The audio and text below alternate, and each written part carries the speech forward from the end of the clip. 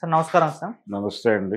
Sir ఇద్దరు పిల్లలుంటేనే స్థానిక సంస్థల ఎన్నికల్లో పోటీకి అర్హులు అన్న ఒక చట్టాన్ని తీసుకొస్తామని చెప్పేసి చంద్రబాబు నాయుడు గారు అనౌన్స్ చేశారు సార్. అంటే ఇద్దరు పిల్లలుంటే మాత్రమే అర్హులు అన్న చట్టం అనేది ఏ విధంగా చూస్తారంటారు? ఖచ్చితంగా జనాభా పెరుగుదలపైనే దృష్టి పెట్టాలి, సంపద సృష్టితో పాటు అని కూడా ఆయన మెన్షన్ చేశారు.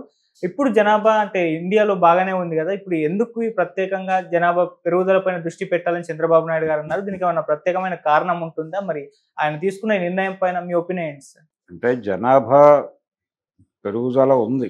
జనాభా సఫిషియెంట్‌గానే ఉంది. హ్మ్. కానీ ఏజ్ వైజ్ చూస్తే, ఏజ్ వైజ్ సెగ్మెంటైజ్ చేసి చూస్తే ఒక ఏరియాలో తక్కువుంది. ఎక్కడ తక్కువుంది? యవ్వనంలో ఉన్నటువంటి యంగ్ ఏజ్ పీపుల్, చిన్నపిల్లలు తగ్గుతున్నారు. అంటే అటునుంచి అంటే ఉత్పత్తి లేదు, తగ్గుతోంది. ఈ తగ్గటం వల్ల ఏం జరుగుతోందంటే ఆ ఏరియాలో ఆ గ్రూప్లో చాలా తక్కువ మంది ఉన్నారు. 30లు దాటిన వాళ్ళు ఉన్నారు, 40, 60 మధ్యలో వాళ్ళు ఉన్నారు, 60 నుంచి 90 వరకు ఉన్నారు. యాక్టివ్ రోల్స్ ప్లే చేస్తున్నారు, యాక్టివ్గా ఉన్నారు జనాలు. అంటే ఒక రకంగా ఇది ఆయుః ప్రమాణం పెరుగుట అంటారు, పెరిగింది.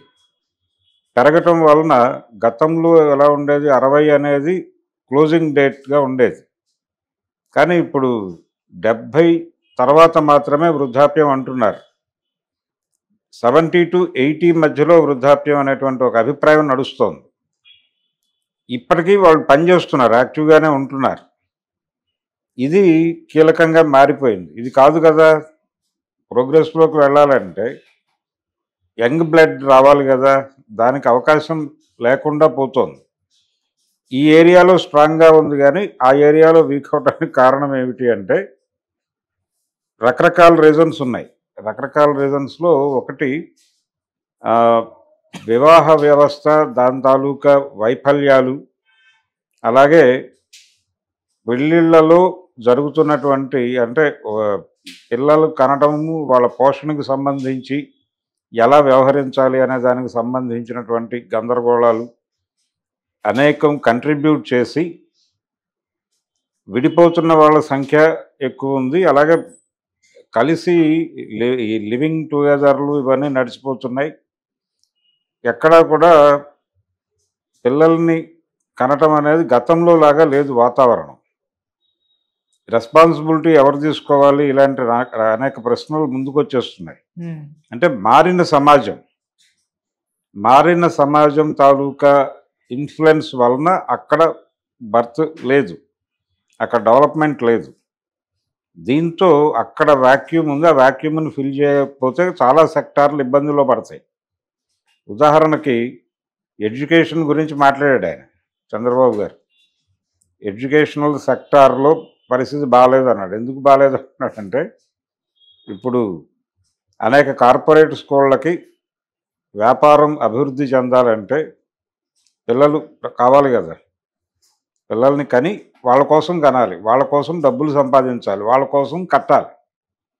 అప్పుడు కదా రొటేషన్లోకి వచ్చేది డబ్బులు. అందుకని ఈ సెగ్మెంట్లో పెట్టుబడులు పెట్టున్నారు.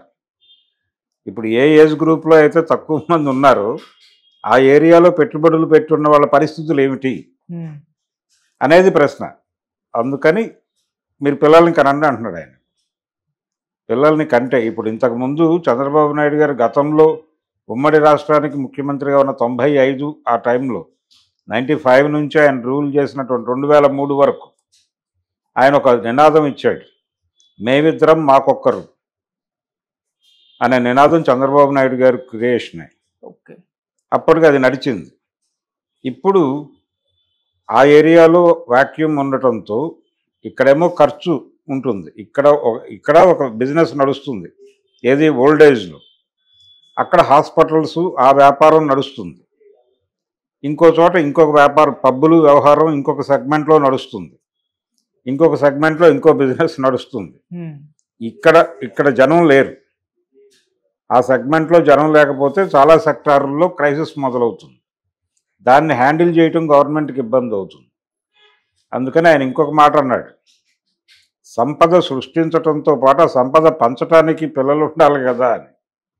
సంపద సృష్టిస్తున్నానని ఆయన చెప్తున్నాడు. సంపద సృష్టి అవుతుందా లేదా అనేది ఎవరికి గొడవ వాడిది ఉంది అక్కడ. అయితే ఇది వాళ్ళకి ఇవ్వాలి కదా, పంచడానికి కావాలి కదా అంటున్నారు. పంచడం అంటే ఇన్వెస్ట్ చేయటండి, వాళ్ళ మీద ఖర్చు పెట్టాలి కదా, రోజుకింత ఖర్చు పెట్టాలనేది మార్కెట్ ఎకానమీ ప్రోగ్రామ్. అందుకని నేను పిల్లాడిని కనేసి ఇంట్లోనే చదివించుకుని వాడిని అన్ని విధాలుగా పనికొచ్చేవాడిగా డిజైన్ చేస్తానంటే కుదరదు. గతంలో కుదిరేది, ఇప్పుడు కుదరదు. ఇప్పుడు మీరు ఎట్టి పరిస్థితుల్లోనే అన్ని స్కూల్కి పంపాలి, నెలకింతని కట్టాలి, అక్కడ రోజుకింతని కట్టాలి, రోజుకింత ఖర్చు పెట్టాలి వాడి మీద. రోజు వాళ్ళు ఒక డిజైన్ ఇస్తారు, అది కొని ఇది కట్ చేసి దాని మీద అంటించి దాన్ని ఇంకో దాని మీద అంటించి ఇలాగే. ఈ వర్క్ అంతా ఫిలప్ చేయడానికి రోజుకు ఒక 500 వాడి మీద ఖర్చు పెట్టాలి. అప్పుడు మార్కెట్ నడుస్తుంది. దీని మీద ఇన్వెస్ట్మెంట్ పెట్టినటువంటి దుకాణాలన్నీ నడుస్తాయి. లేకపోతే అవన్నీ పడుకుంటాయి. ఇప్పుడు వాళ్ళందరూ కూడా అన్ఎంప్లాయ్ అయిపోతారు. వాళ్ళందరినీ ఎక్కడ లొకేట్ చేయాలి, ఎక్కడికి తీసుకెళ్ళి వాళ్ళందరినీ రీలొకేట్ చేయాలనేది సమస్య కదా, అది ప్రభుత్వ సమస్యగా మారుతుంది. అందుకని ఆయన కనండి పిల్లల్ని ఉద్యమ స్ఫూర్తితో తీసుకోండి అంటున్నాడు. కానీ ఉద్యమ స్ఫూర్తితో తీసుకోవడానికి సమాజం సిద్ధంగా ఉందా? మారిన సమాజంలో మారిన విలువల రీత్యా ఆ రెస్పాన్సిబిలిటీస్ తీసుకోవడానికి ప్రపంచం సిద్ధంగా ఉందా అనేది చూడాలి. అందుకని వైఎస్ రాజశేఖర రెడ్డి గారు ఒక మాట చెప్పేవాడు. ఆ రోజుల్లో ఎయిడ్స్కి సంబంధించిన ఆశా క్లాసెస్కి హాజరైనప్పుడు ఆయన ఒక మాట చెప్పేవాడు. అంటే ఇక్కడ దీన్ని కంట్రోల్ చేయటం అనేది మనం చెప్తున్నాం, కానీ అది కాదు, ధార్మికత ఆధ్యాత్మికత దీన్ని కంట్రోల్ చేయాలని ఒక మాట చెప్పేవాడు ఆయన. ఇప్పుడు చంద్రబాబు నాయుడు గారు కూడా అలాంటి స్టేట్మెంట్లు ఏవో ఇవ్వబోతాడు ఈరోజు రేపు.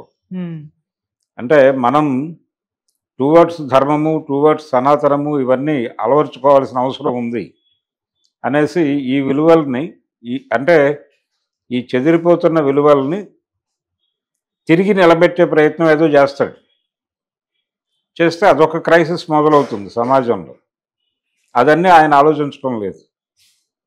మార్కెట్ ఎకానమీ వాంటెడ్గానే ఇలాంటి గందరగోళాలు క్రియేట్ చేస్తుంది.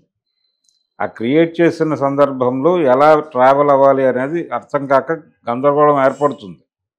అలా ఒక గందరగోళం ఏర్పడి ఉంది సమాజంలో ఇప్పుడు. ఆ గందరగోళాన్ని ఎలా హ్యాండిల్ చేయాలి అనే దానిలో ప్రభుత్వాలు కూడా గందరగోళ పడుతున్నాయి. ఆ గందరగోళం తాలూకా ప్రతిఫలనమే చంద్రబాబు నాయుడు గారి ప్రకటన. దాన్ని ఆ కోణంలోనే అర్థం చేసుకోవాలి. అందుకని ఈ మాట ఆయన ఒకటే కాదు, దేశవ్యాప్తంగా ఉంది ఈ సమస్య. ఆంధ్రప్రదేశ్కు తెలంగాణకు సంబంధించిన వ్యవహారం కాదు ఇది, దేశవ్యాప్తంగా ఈ క్రైసిస్ ఉంది. ప్రధాని మోడీ గారు కూడా ఈ మాటలు చెప్పాడు ఆల్రెడీ. ఇప్పుడు గతంలో ఎర్ర త్రికోణం అని ఉండేది, 2 లేక 3 చాలని వినలేదా అనేవాళ్ళు, అందుకంటే ఎక్కువ కనకూడదు అని. దీనికి అదర్ సైడ్ ఇంకొక సిద్ధాంతం ఉంది. ఇది మార్కెట్ ఎకానమీ ఆ సెగ్మెంట్లో వచ్చిన క్రైసిస్, దాని నుంచి వీళ్ళు మాట్లాడుతున్నారు. పిల్లల్ని కనండి అని ఎన్టీ రామారావు ఇంకొక యాంగిల్లో చెప్పాడు. ఆయన గొడవ ఏంటంటే సమాజంలో సంపద అక్రమంగా పంపిణీ అయి ఉండటం వలన దరిద్రం ఉంది తప్ప భారతీయ సమాజంలో ఇక్కడ ఉన్నటువంటి ప్రజలకి సంపద అంటే వాళ్ళని పస్తు ఉంచనంత సంపద ఉంది ఇక్కడ పుట్టిన ప్రతివాడికి అన్నం పెట్టే సమర్థత ఈ భూమికి ఉంది. కానీ ఈ సంపద అక్రమంగా పంపిణీ అయి కొంతమంది చేతుల్లోనే ఉండి ఎక్కువ మంది సంపద బయట ఉన్నారు. ఎక్కువ మంది సంపద బయట ఉన్నప్పుడు వాళ్ళందరూ దరిద్రంలో ఉన్నారు. వాళ్ళు ఈ దరిద్రంలో నుంచి ఎక్కడ తిరుగుబాటు చేస్తారో అనే ఉద్దేశంతో వాంటెడ్గా పిల్లల్ని కనొద్దు అని చెప్తున్నారు. వాళ్ళని డైవర్ట్ చేయటం కోసం మీరు పిల్లల్ని కనటం వల్ల దరిద్రం వస్తుందని వాళ్ళ చేత బర్త్ కంట్రోల్ ఆపరేషన్ చేయిస్తున్నారు మీరు అని ఒక ఆర్గ్యుమెంట్ చేసేవాడు ఆయన. అలాంటి ఆర్గ్యుమెంట్ చేసే ఓ సినిమా విషయంలో గొడవ పడ్డాడు ఆయన. తాతమ్మ కళ, బాలకృష్ణ గారి మొదటి సినిమా, అది బ్యాన్ అయింది. ఆ సీన్ తీసేసిన తర్వాతే సినిమా రిలీజ్ అయింది. ఆ అభిప్రాయం ఆయనలో ఉండేది. అందుకనే ఆయన తర్వాత కూడా బర్త్ కంట్రోల్ ఆపరేషన్ల మీద విచిత్రంగా మాట్లాడేవాడు. ఒకవైపు కాంగ్రెస్ పార్టీనేమో యుద్ధ ప్రాతిపదిక మీద జనాభా నియంత్రణ ఉంది, జనాభా సంక్షేమం అని తర్వాత మార్చారు. రాజనారాయణ గారు వచ్చాక